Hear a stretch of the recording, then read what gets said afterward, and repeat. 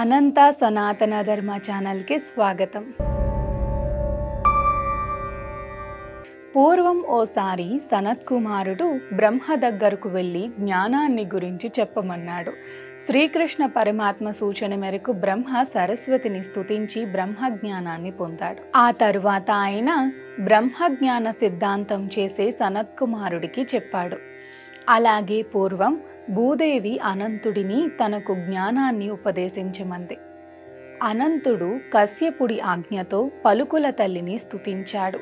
ఆ తర్వాతనే అనంతుడు నిర్మలమైన జ్ఞానాన్ని సిద్ధాంతీకరించి భూమాతకు చెప్పగలిగాడు. పూర్వం వ్యాస భగవానుడు పురాణ సూత్రాల గురించి వాల్మీకిని అడిగాడు. వాల్మీకి జగదాంబను స్మరించాడు. అలా ఆయన సరస్వతీ దయను పొంది పురాణ సూత్ర జ్ఞానాన్ని పొందాడు. వ్యాసుడు కూడా 100 ఏళ్ల పాటు పుష్కర తీర్థంలో సరస్వతిని గురించి తపస్సు చేసి వారాన్ని పొంది సత్కవీంద్రుడయ్యాడు. ఆ తరువాతే ఆయన వేద విభాగాన్ని పురాణ రచనను చేశాడు. ఓసారి ఇంద్రుడు తనను తత్వజ్ఞానాన్ని ఉపదేశించమని శివుణ్ణి అడిగాడు. శివుడితో పాటు దివ్యవాణిని తలుచుకొని ఆ శక్తి ప్రభావంతో ఇంద్రుడికి జ్ఞానోపదేశం చేశాడు. ఆ ఇంద్రుడే బృహస్పతి దగ్గరకు వెళ్ళి శబ్దశాస్త్రాన్ని చెప్పమన్నాడు.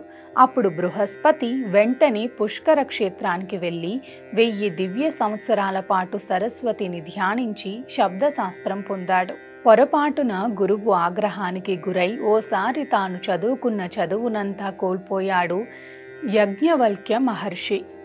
అప్పుడు ఆయన శోకార్తుడై పుణ్యప్రదమైన సూర్యస్థానానికి వెళ్ళి సూర్యుణ్ణి గురించి తపస్సు చేశాడు. సూర్యుడు ప్రత్యక్షమై ఆ మహర్షి భక్తికి మెచ్చి వేదాంగాలను చదివించాడు.